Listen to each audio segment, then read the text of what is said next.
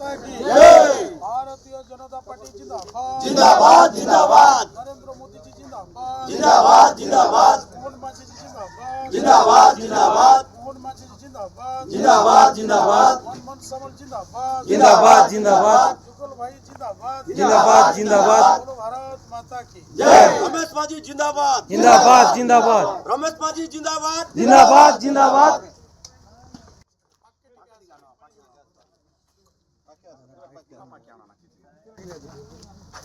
आज नमस्कार।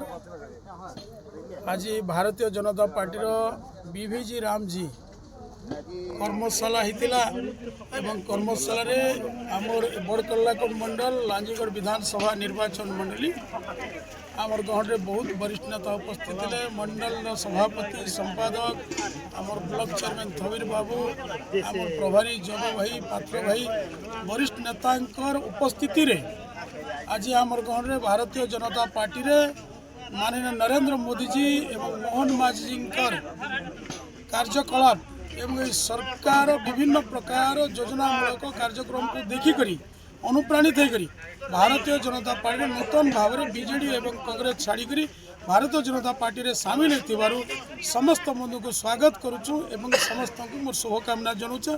बोलो भारत माता की जय।